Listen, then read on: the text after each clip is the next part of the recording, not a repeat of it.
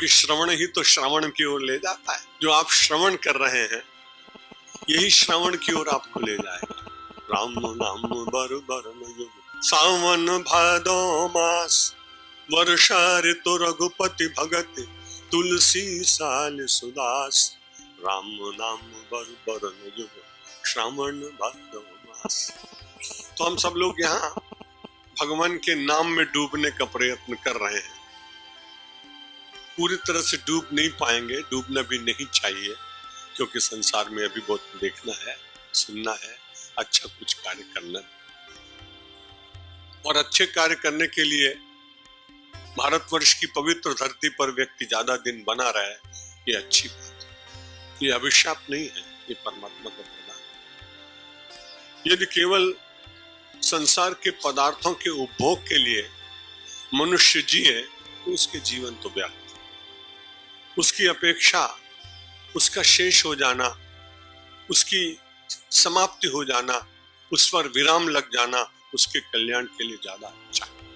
क्योंकि जितना अधिक जिएगा उतने अधिक पाप करेगा, उतना ही भोग में जीवन जिएगा। लेकिन यदि सत्कर्म है, परोपकार है, सेवा है, राम नाम है, श्रीमद् भगवद गीता है, वेदांत का चिंतन है, विराट ब्रह्म के दर्शन की भावना है, तो अजरामर प्राज्ञ विद्यामर्थम च चिंतयेत्। हम मरेंगे नहीं, हम बहुत दिन रहने वाले हैं, इसलिए यहाँ चिंता करनी चाहिए। आप कभी नहीं मरेंगे ऐसा सोचकर। क्या चिंता करनी चाहिए? विद्या। अगर विद्यार्थी को हम जाकर कल सवेरे बोले बेटा ब्रह्म सत्यम जगन मिथ्या, तो कहेगा गुरुजी पढ़ना बंद कर। जब जगत ही मिथ्या है तो आप पढ़ने की क्या जरूरत है? MBA करने की क्या जरूरत है? डॉक्टर बनने की क्या जरूरत है? वैज्ञानिक बनने की क्या आवश्यकता है? लेकिन हमारी संस्कृति एकांगी नहीं। जो लोग संसार में भोगपरायण लोग हैं, स्वार्थ में जीते हैं, उनको ये सोचना चाहिए मुझे कल जल्द मर जाना पड़ेगा। ऐसा पापी जीवन लेकर यदि जाऊंगा तो क्या होगा?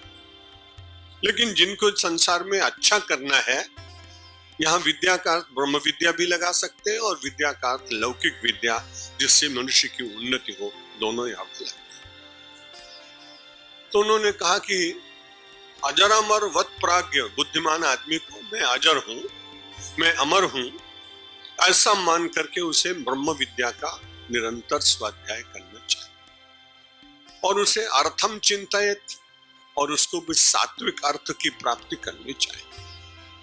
क्योंकि अगर अर्थ नहीं होगा तो काम कैसे चलेगा? एक दिन मैं कहीं प्रवचन करने गया तो शायद भागवत विद्यापीठ में कोई श्लोक मैंने बोला और वहां बहुत बड़ा नगाड़ा रखा हुआ था।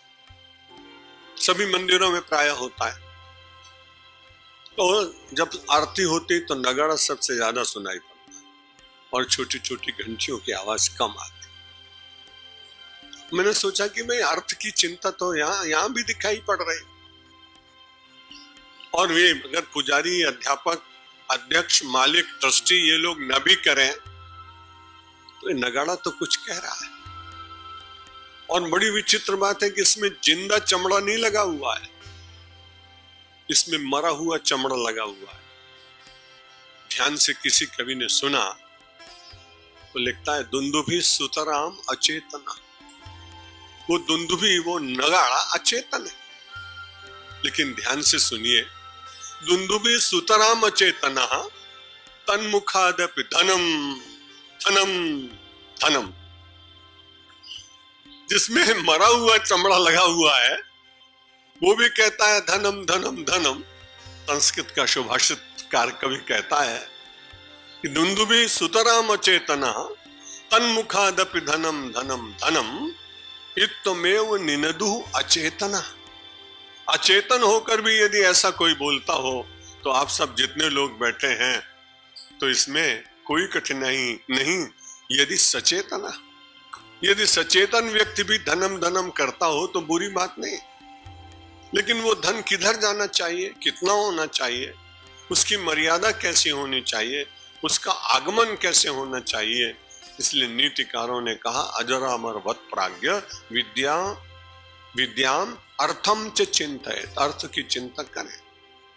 लेकिन जिस अर्थ के द्वारा, जैसा अभी हमारे प्रवचन में प्रास्ताविक देने वाले प्राचार्य प्रभुदास पटेल जी ने कहा कि यदि वो संपत्ति आपको अनर्थ की ओर ले जाए, यदि वो संपत्ति आपको व्यसन की ओर ले जाए, यदि वो संपत्ति आपको लौकिक नशे में चूर कर दे, तो ऐसी संपत्ति की अपेक्षा एक बार संपत्ति न भी हो तो भी आदमी का काम चल जाए। अजरामर वत प्राज्ञ विद्यामर्थम च चिंतयेत गृहीत इव केशेशो मृत्युना धर्म आचरे। धर्म का आचरण करते समय विचार करना चाहिए मृत्यु पता नहीं कब आ जाए, इसलिए जल्दी से जल्दी धर्म का आचरण करना चाहिए। धर्म का आचरण करते समय मृत्यु की चिंता, विद्या और अर्थ को प्राप्त करते समय अजर और अमर बनने का विचार। एक व्यक्ति ने मुझसे कहा कि महाराज ये सनातन धर्म में कंट्रोडिक्टरी बातें बहुत है। मैंने कहा भाई हमारे तो ऐसा है कि जितने बड़े अच्छे अच्छे संकीर्तन के कार्यक्रम होते हैं ना, उनमें मृदंग बजता है और मृदंग में दोनों तरफ होता है। तो हमारा सनातन धर्म तो मृदंग है, जिधर से स्वर निकालना चाहो आप निकालो। प्रज्ञा होनी चाहिए, चिंतन होना चाहिए, विचार होना चाहिए। एक विद्यार्थी को ब्रह्म सत्यम जगन मिथ्या कैसे कह सकते हैं, और एक अपने जीवन में व्यसनों में जीने वाले को कैसे कह सकते हैं तो तुम अजर और अमर रहो। इसलिए अलग अलग अर्थों में अलग अलग बात। हमारी पूरी संस्कृति जीवन से जुड़ी हुई संस्कृति है। मोक्ष की बात बहुत ज्यादा है, लेकिन जीवन मुक्ति की बात उससे भी अधिक। जो लोग केवल मोक्ष पर विश्वास करते हो, उनसे मेरा निवेदन है कि आप मोक्ष की चिंता मत करिए, आप जीवन मुक्त होने का प्रयत्न करिए, मोक्ष तो अपने आप हो जाए। यदि आपने जीवन में सदाचार, सच्चिंतन, परमात्मा के प्रति विश्वास, जीवन के क्षणों का सदुपयोग किया तो आपको बहुत अच्छा लगेगा, नहीं तो बाद में बड़ा पछताना पड़ता है। गोस्वामी तुलसीदास जी महाराज कहते हैं सौ पर दुख पावे सिर धुनि धुनि पछताए काल कर्म ही ईश्वर ही मिथ्या दोष लगाए। फिर कभी काल को दोष देता है, कभी कहता है हमारे कर्म ही ऐसे हैं, और फिर कभी तो बड़ा बुद्धिमान आदमी वो कहता है ईश्वर जैसा कराता हम तो वैसा ही कर रहे हैं। जब शंकराचार्य पद पर था, मेरा बम्बई में प्रवचन हो रहा था, किसी व्यक्ति ने अपने पूरा एक फ्लैट रहने के लिए दिया। 2-4 लोग साथ रहते थे, बिना मतलब एक बंदूक वाला रहता था, एक छड़ी वाला रहता था, एक छत्र वाला होता था, एक पंडित जी होते थे, एक पधरौनी लिखने वाला होता था, आदमी एक, और उसकी व्यवस्था करने वाले 5। बड़ा अटपटा लगता था, इसलिए भगवान ने छुड़ा दिया, बड़ी कृपा की उसने। मतलब जो उस पद पर बैठे, मैं उनके चरणों में प्रणाम करता हूं। पूरे जीवन इतने बंधन में रह जाएंगे, वो कितने महान हैं। लेकिन जिसको बंधन लगने लगा, उसके ऊपर भगवान ने कृपा की। त्याग कभी भी अपने पुरुषार्थ से नहीं होता, याद रखना। त्याग परमात्मा की कृपा से होता है, संग्रह व्यक्ति के पुरुषार्थ से होता है। इसलिए मैं ऐसा मानता हूं कि मैंने शंकराचार्य पद छोड़ा, कोई बड़ा काम मुझसे हुआ नहीं, ये तो मेरे ऊपर परमात्मा की कृपा हुई, और उस कृपा के कारण मुझे ऐसा लगने लगा कि मैं अगर भगवान का काम कराना हो तो विवेकानंद शंकराचार्य नहीं थे, स्वामी रामतीर्थ शंकराचार्य नहीं थे, स्वामी दयानंद सरस्वती शंकराचार्य नहीं थे, ज्ञानेश्वर तुकाराम, ये सब महापुरुष जितने हो गए वो किसी गद्दी पर विराजमान महापुरुष नहीं थे। इसलिए यदि परमात्मा ही काम कराना चाहेगा तो महाराज वो तो तृण से भी करा लेता है, तृण से भी, तणखला से भी काम करा लेता है। आपको शायद याद नहीं होगा, आप तो रामायण पढ़ते हैं, बड़े अच्छे लोग हैं लेकिन पढ़ते हैं। हमारे यहाँ तो एक आदमी बोला महाराज मैंने तो रामायण 100 बार पढ़ डाली। मैंने कहा बड़े बुद्धिमान हो, पढ़ के डाल दिया, इससे ज्यादा अच्छा काम क्या हो सकता। लेकिन यदि आप पढ़े तो उस समय जब सीता के सामने रावण एक बहुत गंदा प्रस्ताव रखता है और कहता है कि मैं तुमको अपनी राजरानी बना लूंगी, तुम चलो, अत्यंत आसक्त है। उस समय मन में विचार किया जानकी जी ने, यहाँ कोई साक्षी नहीं और ये इतनी दुष्टतापूर्ण बात कर रहा है, इसका सामना कैसे किया जाए। तो जानकी जी को ध्यान आया कि मैं भी भूमि से उत्पन्न हुई हूं, मेरा नाम भूमिजा है। और वहां पर उन्होंने देखा अशोक वाटिका में, और एक दूब थी दूर्वा। उन्होंने सोचा ये मेरा भाई है, क्योंकि ये भी धरती से प्रकट हुआ, मैं भी धरती से प्रकट हुआ। उसने तुरंत एक तणखला तोड़ा जानकी जी ने, और तृणधर ओट कहती वैदेही, और उस तृण से कहा कि मेरा अब कोई सगा नहीं है, तू तो मेरा सगा है। तेरी बहन का अपमान होगा इस राक्षस के द्वारा। वो तणखला साथ में रखकर, और जानकी जी ने कहा तृणधर ओट कहत वैदेही, अरे दुष्ट सुमिर राम प्रिय सकल सने। सारे संसार को स्नेह देने वाले राम का स्मरण कर। रावण कांपने लगा। जब लौट के आया, मंदोदरी ने पूछा आज बड़े दुखी हो, बड़े उदास हो, बड़े भयभीत हो? बोला मुझे मालूम नहीं था। जानकी ने वहीं भूमि से एक तणखला, एक तृण तोड़ा, और मेरे सामने जब दिखाया तो मुझे उसमें से 1000 तलवार दिखाई पड़ रही थी। मैं डर के भागा। भारत की संस्कृति कैसी महान संस्कृति! यदि परमात्मा काम कराना चाहे तो जानकी के साथ हाथ में लिया हुआ तणखला, उसमें से सैकड़ों कृपाण का दर्शन कराते हैं राक्षस को। इसलिए कोई बड़े पद पर हो, मैं सबको प्रणाम करता हूं, लेकिन बिना पद के भी इस देश में काम किए जा सकते हैं, यदि आत्मविश्वास हो और भगवान के चरणों में प्रार्थना हो कि आप मुझसे अपना निमित्त बनाइए, कुछ काम करें। तो हम सब आ रहे थे आज, मुझे बड़ा अच्छा लगा कि हम वास्तव में श्रावण में राम नाम बर बरन जो तो कितनी श्रावण भादो मास, श्रावण और भादो तो क्या है, रा और मा, जो भगवान का पवित्र नाम है और इतना श्रेष्ठ है कि उसमें कोई भीगता है तो संसार से भीगा हुआ व्यक्ति अपने उन सारे दोषों को दूर कर देता है।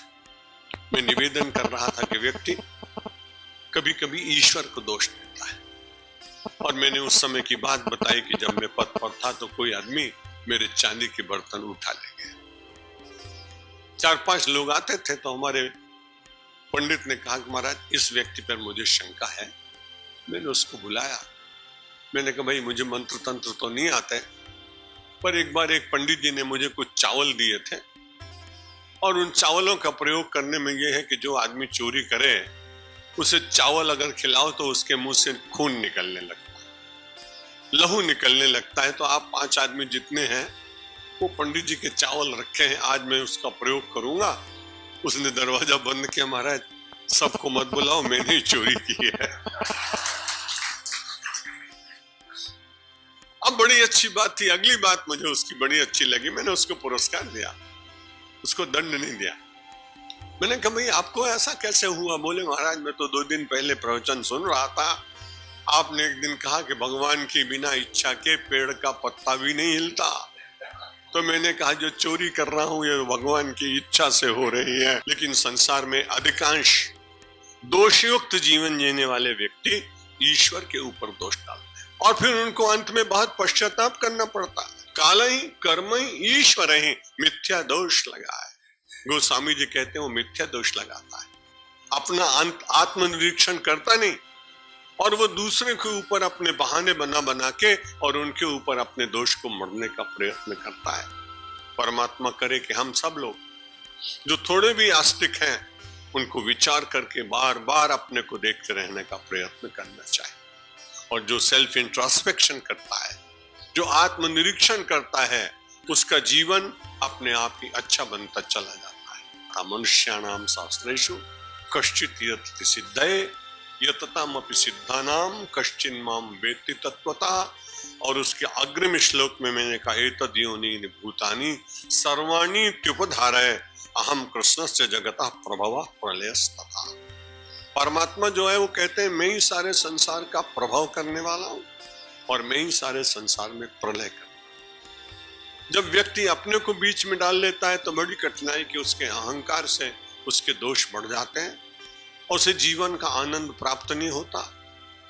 इसलिए वास्तव में मन में विचार करते ही रहना चाहिए, संसार में जितने भूत प्राणी हैं उन सब का संरक्षण, उनका पालन, उनका रक्षण, उनका विलय, ये दोनों ही परमात्मा के द्वारा ही होता है। सर्वाणी त्युपधारय।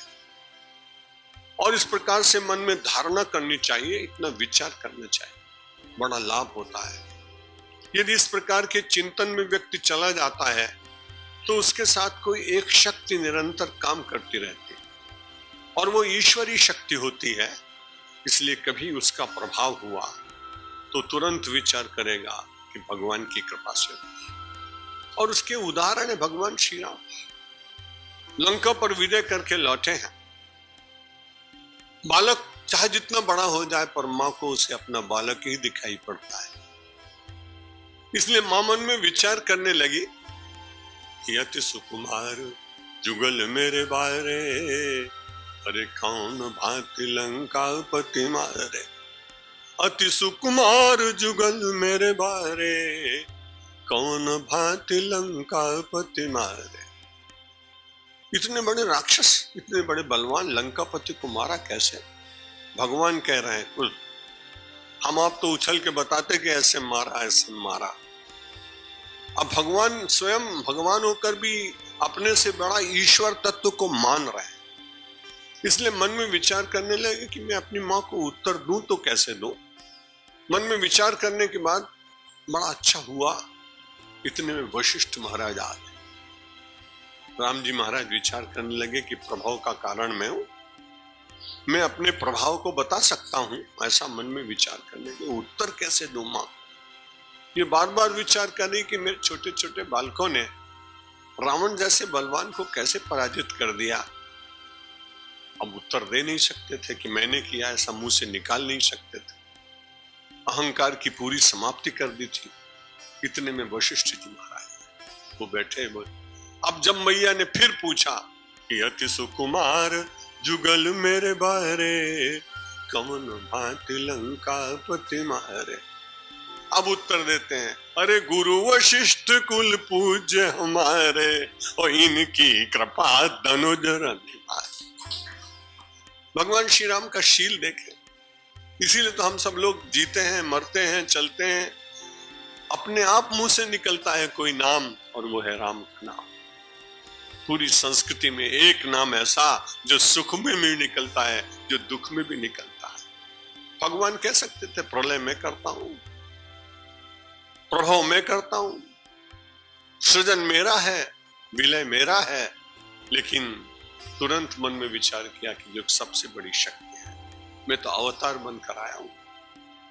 इसलिए ईश जो परमेश शक्ति है, यतो वा इमानि भूतानि जायन्ते येन जातानि जीवन्ति यत् प्रयत्य अभिशंविशन्ति तद विजिज्ञासस्व तद ब्रह्म। जो कल मैंने उपनिषद का ये छोटा सा मंत्र आपके सामने निवेदित किया था, वह ब्रह्म ही सबसे बड़ी सत्ता है। उस परमात्मा की सत्ता से जब कभी कोई दूर हो जाता है तो बड़ी कठिनाई होती है। उपनिषद में कथा आती है। एक दिन सबके मन में विचार आया कि हम सबसे बड़े शक्तिशाली। अग्नि ने कहा मैं बहुत बड़ी शक्तिशाली हूं। पवन ने कहा मैं बहुत बड़ा हूं। जल ने कहा मेरी तो 3/4 धरती को तो मैंने पकड़ के रखा है। सारे संसार में 3/4 भाग पानी है, 1/4 में धरती।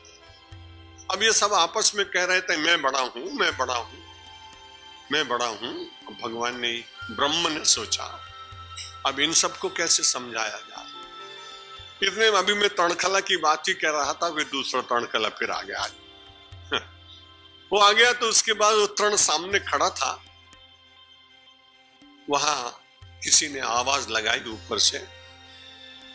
सबसे पहले पवन से कहा एतद वह, इस छोटे से तृण को तुम उड़ा ले जाओ। बहुत प्रयत्न करने में भी वो छोटा सा तणखला, वो छोटा सा तृण उड़ा नहीं। अब इस समय पवन बड़ा उदास होकर चुपचाप बैठ गया। बड़ी बड़ी आंधियां लाया, बड़े बड़े स्टॉर्म दिए, लेकिन आज मुझे क्या हो गया, छोटे से इस घास के छोटे से अंश को मैं उड़ा नहीं पाया। इतने में फिर आकाशवाणी हुई एतत् आदत्स्व, इसको गीला कर दो, इसको भिगो दो, यानी पलट दो। अब बहुत प्रयत्न करने पर भी वो तणखला गीला नहीं हुआ। अब इस समय मन में विचार करने के बाद जल ने विचार किया मेरी जब इतनी बड़ी सत्ता, लेकिन मैं एक छोटे से तृण को गीला नहीं कर सकता, वो भी उदास। अब उसके बाद तीसरी आवाज आकाशवाणी हुई, एतद्दह, इसको जला दो। अग्नि ने कहा, अरे बड़ी बड़ी लंकाएं फूंकी हैं, ये क्या है, अभी फूंक देगा। जब उसको जलाने की बात आई, लेकिन वो तणखला, वो तृण जला नहीं। तो उसके बाद तीनों उदास होकर बैठ गए। इतने में कोई ऋषि आए, उन्होंने कहा, तुम्हारी अपनी कोई शक्ति नहीं, ब्रह्म जब तुमको शक्ति देते हैं तब तुम जलाते हो, तुम गीला करते हो, तुम उड़ाते हो। उनका ध्यान हो गया, इसलिए यतो वा इमानि भूतानि जायन्ते येन जातानि जीवन्ति यत् प्रयत्य समिष्यन्ति तद विजिज्ञासस्तु तत्रम्। संसार की सबसे बड़ी शक्ति है और ब्रह्म की वो शक्ति है। वो शक्ति जब किसी के भीतर पूर्ण रूप से जग जाती है तो उसका प्रदर्शन तो नहीं करता वो, लेकिन कभी आवश्यकता पड़े तो परमात्मा उससे कोई ना कोई ऐसे दिव्य चमत्कार करा देते हैं जिनसे कोई सोच नहीं सकता कि ऐसा हो भी सकता है। हमारे यहाँ बहुत ऐसे महात्माओं के वर्णन आते हैं जो ब्रह्म के साथ निष्ठ होने के कारण, निष्ठा में परिपक्व होने के कारण सम्राट भी उनका कुछ बिगाड़ नहीं सकता। गोस्वामी तुलसीदास जी की कीर्ति सुनकर और अकबर ने जबरदस्ती उनको एक बार बुला के और लाल किले में और ये कहा कि तुम अपनी कथा सुना। उन्होंने कहा, कथा सुनने की दृष्टि से तुमने मुझे बुलाया होता तो मैं जरूर आता, लेकिन तुम शहंशाह बनकर मुझसे कथा सुनना चाहते हो। मैं तो भक्तों को कथा सुनाता हूँ, संतों को कथा सुनाता हूँ, सज्जनों को कथा सुनाता हूँ। तुम किसी भी प्रकार से, मुझे ऐसा लगता नहीं कि कथा के अधिकारी। लोगों ने कहा, मालूम नहीं है, सम्राट बादशाह है, थोड़ी देर के बाद तलवार चल सकती है। गोस्वामी जी ने कहा, मुझे मालूम है। बादशाह अकबर के लोगों ने कहा, आपको 2 घंटे का समय दिया जा रहा है, विचार कर लीजिए, सुनानी पड़ेगी आपको कथा। बोला नहीं, जबरदस्ती नहीं, विवश होकर कोई मुझसे नहीं कर सकता। 2 घंटे में अद्भुत घटना घटी। सारे पूरे लाल किले में एक एक कमरे के भीतर भी इतने वानर पहुंचे कि कपड़ा सब फटने लगे सबके। अब तो बेगमें बड़ी घबराई, जो सोने के आभूषण पहने थे, जरीदार कपड़े पहने थे, सबके सब बड़े बड़े सैनिक सब बड़े घबराए, हजारों की संख्या में। एकदम से हल्ला मचा, आवाज गूंजने लगी, लोगों के थप्पड़ लगने लगे, किसी के खरोच लगने लगी। इतने में दौड़कर किसी आदमी ने कहा, तुलसीदास बाबा को छोड़ दो, इनकी मर्जी होगी तब कभी कथा सुनने काशी चलेंगे, यहाँ ये सुनाएंगे नहीं। और उस ब्रह्मज्ञानी के तप के कारण, जिसने राम का साक्षात्कार किया था, अकबर को क्षमा मांगनी पड़ी। तो कभी कभी ब्रह्म की शक्ति सामान्य महापुरुषों के जीवन में प्रकट होती है। श्रीमद् भगवद गीता कहती है, तद योनि भूतानि सर्वाणि तुपधारय। सारे संसार के जितने प्राणी हैं सब उसी के द्वारा धारण किए जाते हैं। ऐसा विचार तुम्हारे मन में सदा जीवित रहना चाहिए। और भगवान फिर कहते हैं, अहम कृष्णस्य जगतः। इस सारे संसार के जितने लोग हैं, कृष्णस्य शब्द का प्रयोग किया है। इसमें हिंदू, मुसलमान, सिख, जैन, बौद्ध, ईसाई, पर्वत, नदी, सरोवर, प्राणी, इनका कुछ भी नहीं। जितनी सृष्टि है उस समस्त सृष्टि का मैं प्रभावकारी हूं, मैं उसे प्रकट करने वाला हूं, मैं उसका सृजन करता हूं। और जब कभी ऐसी इच्छा होती है, जब बहुत काल व्यतीत हो जाता है, तब उसके बाद प्रलय करने की शक्ति भी मेरी ही रहती है। इसलिए विचार करने की बात है कि संसार में सर्वोपरि शक्ति कौन। संसार में बहुत शक्तिमान लोग दिखाई पड़ते हैं, लेकिन मैं उनका आदर करने का जरूर आपसे निवेदन करूंगा। लेकिन कोई शक्तिशाली तत्व आपकी बुद्धि में ऐसा नहीं बैठना चाहिए जो परमात्मा से बड़ा हो। यदि परमात्मा से बड़े किसी व्यक्ति को या किसी शक्ति को आपने स्वीकार किया, तो धीरे धीरे आपके भीतर दीनता है और आपके भीतर का अंतर सौंदर्य और अंतर शक्ति, अंतर बल जो है वो धीरे धीरे कम होता चला जाएगा। क्योंकि आप विचार करेंगे, वो बड़ा है, वो बड़ा है। फिर इतने बड़ों का ध्यान करते हुए जिसने सबको बड़ा बनाया, वो आपको भूल जाएगा, बड़ा कष्ट होगा। इसलिए जगत में रहिए लेकिन सर्वोपरि है परमात्मा, सृष्टा है, पालन करता है, उसकी कृपा से सब कुछ मिल सकता है। इसलिए ईश्वर की अनुग्रह की छाया में रहने वाले व्यक्ति बहुत आनंदित होते हैं और उनके भीतर दीनता जागती नहीं।